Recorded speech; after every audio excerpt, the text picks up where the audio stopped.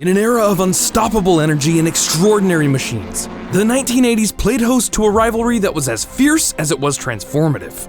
At the heart of the storm was an automobile that was to rewrite the narrative of performance cars and leave an indelible mark on automotive history. Picture this: the smell of burning rubber, the deafening roar of finely tuned engines, and a battle of egos and engineering prowess between two automotive giants. And on the front lines of this duel for dominance was a car that would change it all. A machine built not only with steel, rubber, and a splash of audacity, but also with a thirst for victory that was nearly insatiable. It's a race car built for the road, and not the other way around. It was the secret weapon built to give the middle finger to the rest of the world, and it would change the very definition of what a sports car could be forever. It's the E30 M3. In the mid-80s, Mercedes-Benz was king, leaving tire tracks of victory across racetracks with the magnificent 190e, an automotive marvel that was seemingly unbeatable. BMW, however, was battling in the shadows, with the hefty 6 Series, losing footing in the race for supremacy. Yet, in the secluded quarters of their development center, a secret weapon was being forged. One that would rock Mercedes to its core and set a new course of automotive history. Guided by the insightful Eberhard von Kuenheim and the relentless Bob Lutz, BMW was diligently charting a new journey. Instead of just building well-made, middle-of-the-road luxury performance cars, they'd set out to build the ultimate driving machines. They had just spun up the M division to oversee all of BMW Motorsport. To take on Mercedes, they knew they'd need something smaller, more nimble, and a hell of a lot lighter than the Autobahn Stormer that they were racing at the time. The 3 Series, a favored choice but with a power plant and chassis that needed more than a mere tweaking. You see, both the E30 and the W201 went into production in 1982, but the E30 was essentially an evolution of the 2002 that dates back all the way to 1968. The 201? Well, that was all new, and Mercedes spared no expense during development. Hell, it's reported that the rear suspension alone cost $100 million to engineer, likely more money than BMW spent developing the entire E30. The M division set out to start from scratch.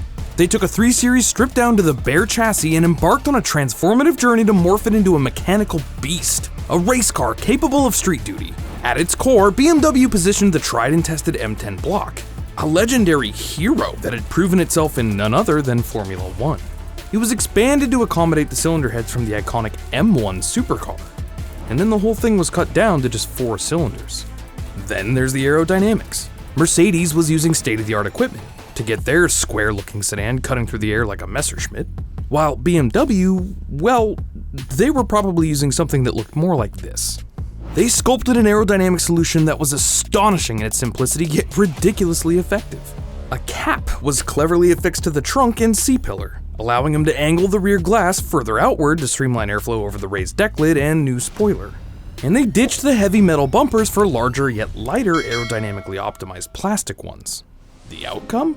The E30 sliced through the air like a swift arrow, completely defying its boxy looks. All said and done, by the time it was ready, it only shared a mere 20% of the parts with the non-M 3 Series, much like the E46 M3 that came 2 generations later. When the E30 M3 was unveiled in 1986, it was a revelation. This was a car that offered a racetrack thrill on a suburban driveway.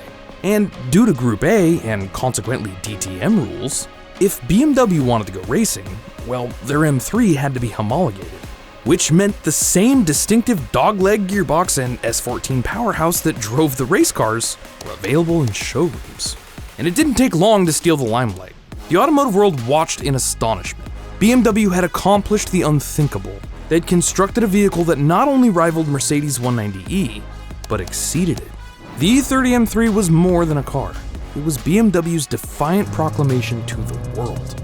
It stood as proof that a car should offer the same adrenaline rush on the city streets as it does on the racetrack.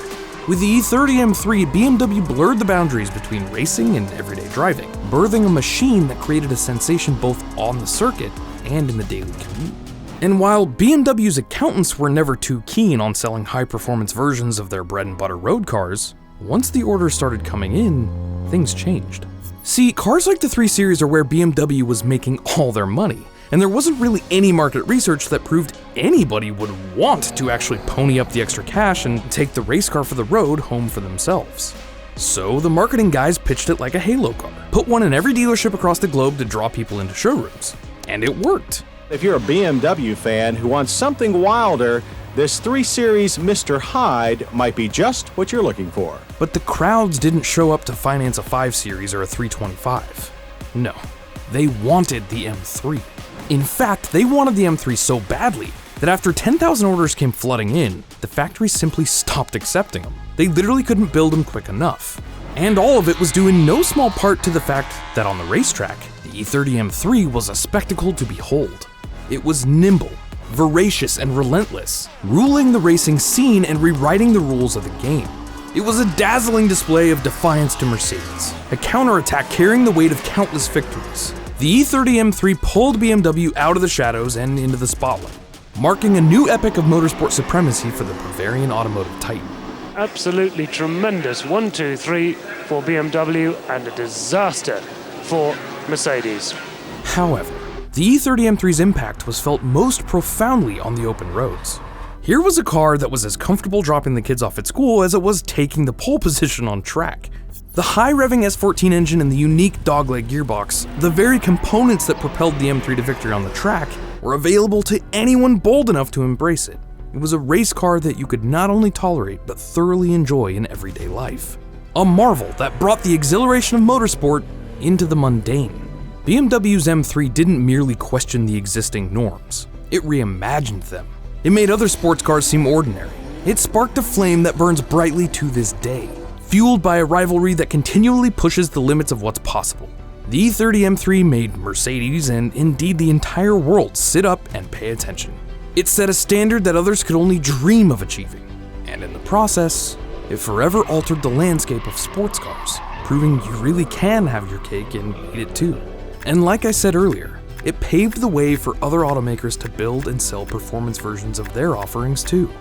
Over 3 decades have passed since the first M3s graced our roads and racetracks. Its legacy, however, remains as vibrant as ever. It remains a symbol of BMW's audacity, a vehicle that stood against the dominant force of the 80s, hell, the dominant force of Mercedes, and emerged victorious. It embodies what can be achieved when engineers are granted the freedom to innovate, to push boundaries and craft something truly remarkable. So next time you spot an E30, M3 or otherwise, whether on a racetrack, an open road, or displayed in a museum, take a moment to appreciate it. Reflect on its story, its journey of how it forever changed the world. Because the E30 M3 wasn't just a car, it was a revolution. A defiant statement from BMW to the world of sports cars. And it stands to this day as one of the most revered cars ever built. And that makes it pretty ideal. The original M3. Not just a great road car, but the most successful saloon car racer ever. Thank you all for watching. Please consider giving this video a like, it really helps us out against the algorithm. And consider subscribing to Ideal for more stories like this coming along very soon. We've got new videos launching nearly every single day. In the meantime, go watch this video on the story of the Toyota 86 triplets, or whatever YouTube thinks is best for you on the bottom right. My name's Trav, this is Ideal, and we'll see you all very soon.